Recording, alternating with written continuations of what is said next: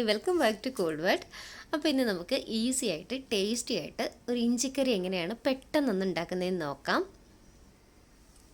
അപ്പോൾ ഇഞ്ചിക്കറി ഉണ്ടാക്കാൻ വേണ്ടിയിട്ട് നമുക്ക് ഇഞ്ചി ഒന്ന് നന്നായിട്ട് വറുത്തെടുക്കണം. അതിന് വേണ്ടിയിട്ട് ഒരു പാൻ എടുക്കുക, അതിലേക്ക് ആവശ്യത്തിന് വെളിച്ചെണ്ണ ഒഴിച്ചു കൊടുക്കുക.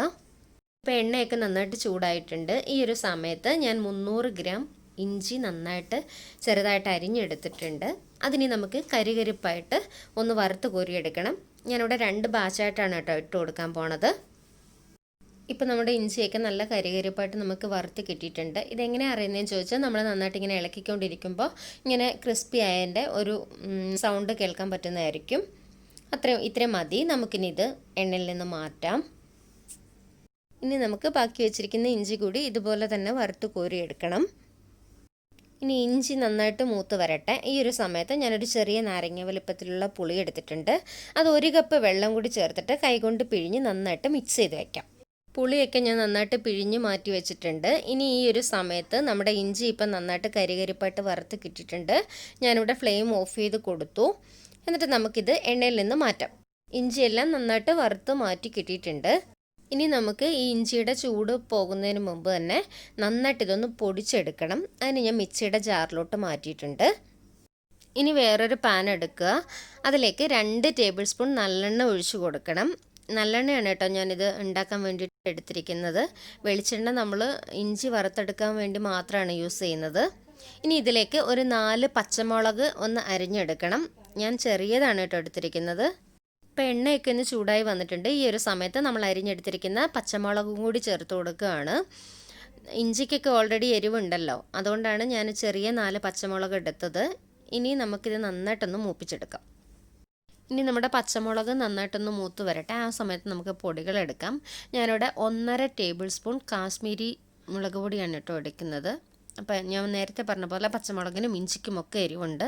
അപ്പോൾ അതനുസരിച്ചിട്ട് നോക്കിയിട്ടെടുത്താൽ മതി. ഇനി ഇതിലേക്ക് 1 ടേബിൾ സ്പൂൺ മല്ലിപ്പൊടി കൂടി ചേർത്ത് കൊടുക്കാം. ഇനി ഇതിലേക്ക് 1/2 ടീസ്പൂൺ മഞ്ഞൾപ്പൊടി കൂടി ചേർക്കാം.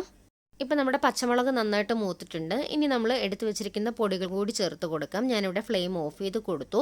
ഇനി ഇത് നന്നായിട്ട് പച്ചമണമൊക്കെ ഒന്ന് മാറി വരട്ടെ.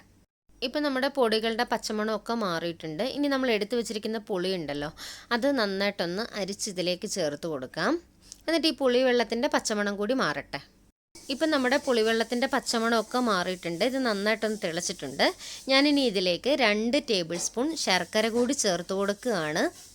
എന്നിട്ട് ഇത് നമ്മുടെ ഒരു പരുവമാകുന്നത് വരെ നന്നായിട്ടിതൊന്ന് കുറുകണം. അപ്പം നന്നായിട്ടിതൊന്ന് മിക്സ് ചെയ്ത് കൊടുക്കുക. ഇനി ഇത് നന്നായിട്ട് തിളച്ച് കുറുകി വരട്ടെ.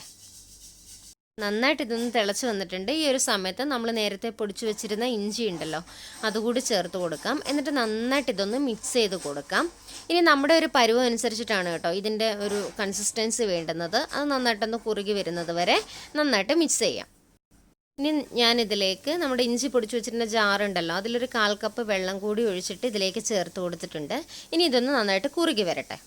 ഇതിലേക്ക് നമുക്ക് ആവശ്യത്തിനുള്ള ഉപ്പ് കൂടി ചേർത്ത് കൊടുക്കാം. എന്നിട്ട് ഉപ്പൊക്കെ നന്നായിട്ട് അഡ്ജസ്റ്റ് ചെയ്തെടുക്കണം. ഇപ്പോൾ നമ്മുടെ ഇഞ്ചിക്കറി ആവശ്യത്തിന് എണ്ണയൊക്കെ തെളിഞ്ഞ് വറ്റി വന്നിട്ടുണ്ട്. ഇനി ഫ്ലെയിം ഓഫ് ചെയ്ത് കൊടുക്കാം. ഇനി നമുക്ക് അതിലേക്ക് കടുക് വറുത്തിടണം. അതിന് വേണ്ടിയിട്ട് ഞാനൊരു പാൻ എടുത്തിട്ടുണ്ട്. അതിലേക്ക് 1 ടേബിൾ സ്പൂൺ നല്ലെണ്ണ തന്നെയാണ് ചേർത്തിരിക്കുന്നത്. ഇനി എണ്ണയൊന്ന് ചൂടാകട്ടെ. എണ്ണ ഇപ്പോൾ ചൂടായി വന്നിട്ടുണ്ട്. ഇനി ഇതിലേക്ക് 1 ടീസ്പൂൺ കടുക് ഇട്ട് കൊടുത്തിട്ടുണ്ട്. ഇനി കടുകൊന്ന് പൊട്ടട്ടെ.